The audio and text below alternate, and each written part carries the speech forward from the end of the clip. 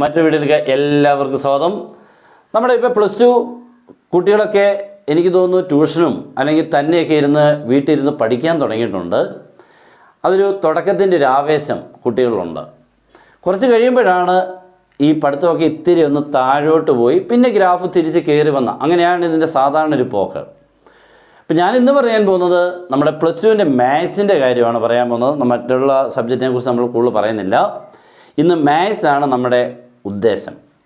നമുക്കറിയാം എന്ന് ഞാൻ പറഞ്ഞത് എല്ലാവരും പുസ്തകമൊക്കെ തുറന്ന് നോക്കിയിട്ടുണ്ടെങ്കിൽ 13 ചാപ്റ്റേഴ്സ് 13 ചാപ്റ്റേഴ്സാണ് മാത്സിന് പഠിക്കാനുള്ളത്. ഫസ്റ്റ് ടെക്സ്റ്റ് ബുക്കിൽ 6 എണ്ണവും സെക്കൻഡ് ടെക്സ്റ്റ് ബുക്കിൽ 7 എണ്ണവും. ഇതിനകത്തും ഇങ്ങനെ 13 ചാപ്റ്റേഴ്സിൽ നിന്നും നമുക്ക് കിട്ടേണ്ടത് 60ൽ 60 മാർക്കാണ്. 80 മാർക്കിൻ്റെ ചോദിക്കുന്നുണ്ട്. 60 മാർക്ക് കിട്ടിയാൽ ഫുൾ മാർക്ക്. അപ്പോൾ പല കുട്ടികളും പറയുന്നത് ഫുൾ മാർക്കൊന്നും എനിക്ക് വേണമെന്നില്ല. ചില കുട്ടികൾ ഇച്ചിരി പഠിക്കാൻ ബുദ്ധിമുട്ടും മാത്സ് ടഫായിട്ടുള്ളൊരു ബേസിക്കൊക്കെ ഒത്തിരി കുറവുള്ളവരൊക്കെ പറയുന്നത് അത്രയും എനിക്ക് വേണ്ട, എനിക്കൊരു 40 കിട്ടിയാൽ ഭയങ്കര സന്തോഷം. ഓക്കെ, അപ്പോൾ ഈ 40 കിട്ടുക എന്ന് പറഞ്ഞാൽ വളരെ ഈസിയാണ്. അപ്പോൾ ഞാൻ വളരെ ഈസിയാണെന്ന് പറഞ്ഞു കഴിഞ്ഞാൽ കണ്ണുപടച്ചിരുന്നുകൊണ്ട് നമുക്ക് 40 കിട്ടാനല്ല പറഞ്ഞത്. 40 കിട്ടാൻ ഒരാൾക്ക് ആഗ്രഹം മുന്നിലുണ്ടെങ്കിൽ അത് കിട്ടാനുള്ള വഴിയുണ്ട്.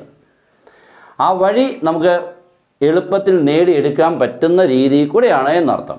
പക്ഷെ 60ൽ 60 എത്താൻ ഇത്തിരി ടഫ് തന്നെയാണ്. അപ്പോൾ ഈ രണ്ട് കാര്യമാണ്. ഒത്തിരി സമയമൊന്നുമില്ല, ഞാൻ ഇച്ചിരി നേരം കൊണ്ട് പറഞ്ഞു നിർത്തുന്നതേ ഉള്ളൂ. അപ്പോൾ ഈ 60ൽ 40 കിട്ടാൻ വേണ്ടി ഒരാൾ പഠിക്കുന്നെങ്കിൽ നമുക്ക് ഈ 13 ചാപ്റ്റേഴ്സിലെ ചില ചാപ്റ്റേഴ്സിനെ വേണമെങ്കിൽ ഒഴിവാക്കാം. ബുദ്ധിമുട്ടുള്ളവർക്ക് വേണ്ട, എനിക്ക് വയ്യ പഠിക്കാൻ, എനിക്കിതൊന്നും പഠിക്കാൻ വയ്യ എന്ന് ചില കുട്ടികൾ പറയത്തില്ലയോ. ഓക്കെ, അത് വിട്ടിട്ട് 60ൽ 40 വളരെ ഈസി ആയിട്ടുള്ള ചാപ്റ്റേഴ്സ്, ആ ചാപ്റ്റേഴ്സിനെ സെലക്ട് ചെയ്യുക എന്നുള്ളതാണ് ഒന്നാമത്തെ ജോലി. നമ്മുടെ ക്ലാസ് ഉണ്ട്, ജോയിൻ ചെയ്യാം. ഈ പറഞ്ഞ കാര്യങ്ങളെല്ലാം നമ്മുടെ ക്ലാസ്സിൽ കിട്ടുന്നതാണ് കേട്ടോ. അതുകൊണ്ടാണ് ഞാനിത് നിങ്ങളോട് എത്തിക്കുന്നത്. ഒത്തിരി കുട്ടികൾ ജോയിൻ ചെയ്ത് പഠിക്കുന്നുണ്ട്. +1 തന്നെ ഒത്തിരി ഉണ്ടായിരുന്നു. ഇപ്പോൾ +2 ഒത്തിരി പേര് ജോയിൻ ചെയ്യുന്നുണ്ട്.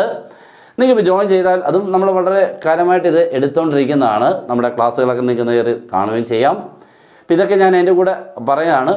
അപ്പം ഇതൊക്കെ നമ്മുടെ ക്ലാസ്സിൽ കിട്ടും എന്ന് നിങ്ങളോടൊന്ന് എത്തിക്കുകയായിരുന്നു. അപ്പോൾ ഈ 60ൽ 40 കിട്ടുക എന്ന് പറഞ്ഞാൽ നമുക്ക് വളരെ ഈസിയാണ് എന്ന് പറഞ്ഞത്.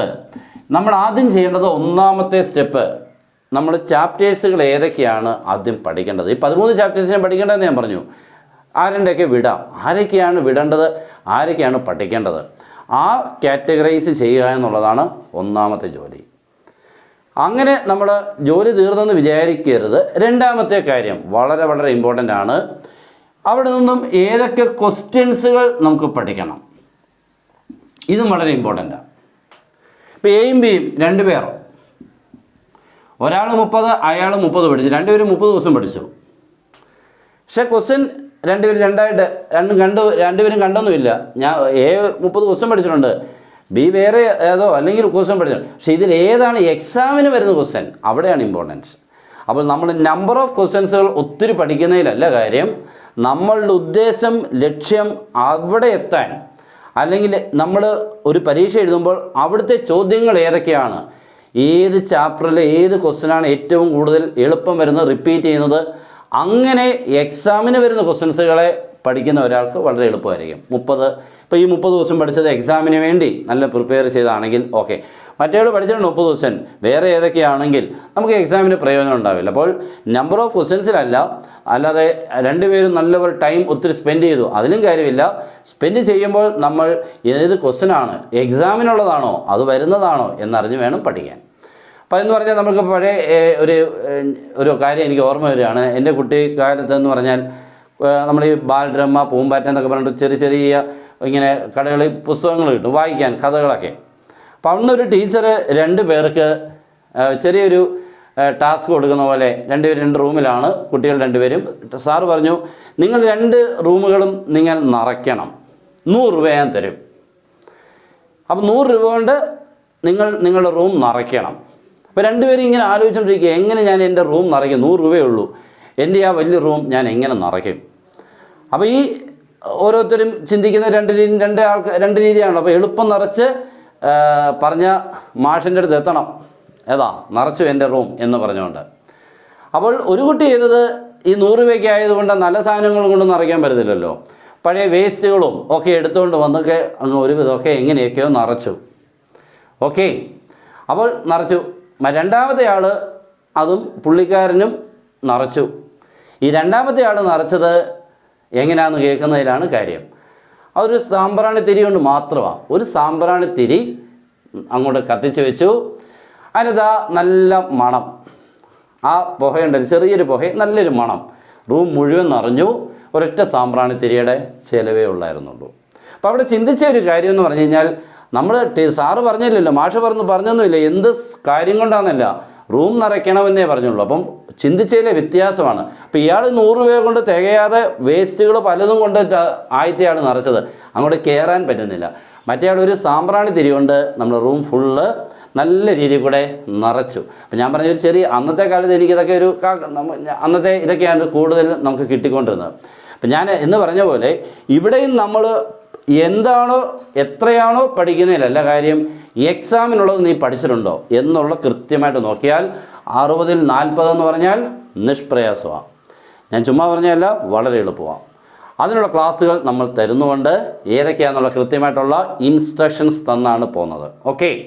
പിന്നെ 60-ൽ എത്താൻ അങ്ങ് ഈസിയാണ് എന്ന് ഞാൻ പറയുന്നില്ല.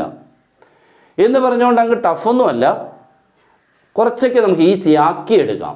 അവിടെയും നമ്മൾ ബാക്കി നമ്മുടെ ചാപ്റ്റേഴ്സുകളെ എങ്ങനെ കൈകാര്യം ചെയ്യുന്നു. 60-ൽ 40 വേണ്ടി നമ്മളൊരു ചാപ്റ്റേഴ്സിൻ്റെ കളക്ഷനുണ്ട്. ബാക്കിയുള്ള ചാപ്റ്റേഴ്സിനെ നമ്മൾ വേറൊരു സ്ട്രാറ്റജിയിൽ വേണം അതിനെ കൈകാര്യം ചെയ്യാൻ, ട്രീറ്റ് ചെയ്യാൻ. അങ്ങനെയാണെങ്കിൽ 60-ഉം എന്തായിട്ടങ്ങ് മാറുക, ഈസി ആയിട്ട് മാറും. അപ്പോൾ പലർക്കും ബേസിക് ഇല്ലാതെ വരുമ്പോഴാണ് ഈ 60-ഉം 40-ഉം 60-ൽ 30-ഉം ഒക്കെ മതി എന്ന് പറയുന്നത്. അപ്പോൾ ഏത് കുട്ടിക്കും നല്ല രീതിയിൽ കൂടെ മാർക്ക് കിട്ടേണ്ട രീതികൾ അവർക്ക് കൊടുക്കും. അവർക്ക് എല്ലാ ഇൻസ്ട്രക്ഷൻസും കൊടുത്ത് അവരുടെ ബുദ്ധിമുട്ടിനെ നമ്മൾ കവറപ്പ് ചെയ്ത് അവർക്കൊരു കോൺഫിഡൻസ് എത്തിക്കുക എന്നുള്ളതാണ്. എക്സാമിനെത്തുമ്പോൾ പേടിക്കാതെ എഴുതാൻ. പലർക്കും എന്താണ്, അയ്യോ ഭയങ്കര ടഫായിട്ടുള്ളവർക്ക് പേടിയാണ് എക്സാമിന് അങ്ങോട്ട് എത്തുന്ന സമയത്ത് ഇതെങ്ങനെയും മാറ്റി വെച്ചാൽ മതി എന്ന് പറയും. ഒന്നും വേണ്ട, നേരത്തെ വരട്ടെ, എക്സാമൊക്കെ വന്നോട്ടെ, നമ്മൾ റെഡിയാണല്ലോ എന്നുള്ള രീതിയിൽ കൂടെ പറയാൻ പറ്റണം. ആ രീതിയിൽ കൂടെ എത്തണം. ആ രീതിയിൽ കൂടെയുള്ള ക്ലാസ്സാണ് തരുന്നത്. ഓക്കെ. അപ്പോൾ അതിന് ജോയിൻ ചെയ്യാം. നിങ്ങൾക്ക് എല്ലാ ക്ലാസ്സുകളും തരും, നോട്ട്സുകൾ തരും, നിങ്ങൾക്ക് ഇക്വേഷൻ ബുക്കിലെറ്റ് തരും, ഇൻസ്ട്രക്ഷൻസ് തരും, ഡൗട്ട്സ് എല്ലാം ക്ലിയർ ചെയ്യും. പിന്നെ നിങ്ങൾക്ക് ലാസ്റ്റിൽ ക്വസ്റ്റ്യൻ പാക്കേജ്, അതാണ് ഇമ്പോർട്ടൻറ്റ്. 2 ടൈപ്പ് ക്വസ്റ്റ്യൻ പാക്കേജാണ്. ടഫായിട്ടുള്ളവർക്ക് വളരെ ഈസിയായി ഏറ്റവും കൂടുതൽ മാർക്ക് കിട്ടാനുള്ളതും മുഴുവൻ മാർക്കിന് വേണ്ടിയുള്ള അതും ഉണ്ട്, രണ്ടും കിട്ടും. ഓക്കെ. ഇത്രയും കാര്യങ്ങളാണ് നമ്മൾ തരുന്നത്. ഓക്കെ. നമ്മുടെ ക്ലാസ്സുകളൊക്കെ നിങ്ങൾക്ക് കാണാൻ പറ്റും. ഇനിയും ക്ലാസ്സുകളൊക്കെ വരും. അപ്പോൾ മാക്സിമം നിങ്ങളുടെ ഫ്രണ്ട്സിനോട് ഇതൊന്ന് ഷെയർ ചെയ്യാൻ മനസ്സുണ്ടെങ്കിൽ, ഞാൻ എത്ര പറഞ്ഞുള്ളൂ, ഇഷ്ടംപോലെ നിങ്ങളിങ്ങനെ ടൈം ഇല്ലാത്തവരാണ്. അപ്പോൾ ഇത് ഒരാൾക്കൊന്ന് ഷെയർ ചെയ്യാൻ തോന്നുന്നെങ്കിൽ ഒന്ന് ഷെയർ ചെയ്യുക. അപ്പോൾ എല്ലാവരും മാക്സിമം നല്ലപോലെ പഠിക്കുക. എല്ലാവർക്കും പഠിക്കാനുള്ള മനസ്സും ഊർജ്ജവും എല്ലാം ഉണ്ടാവട്ടെ എന്ന് പ്രാർത്ഥിച്ചുകൊണ്ട് നിർത്തുന്നു. Good bye.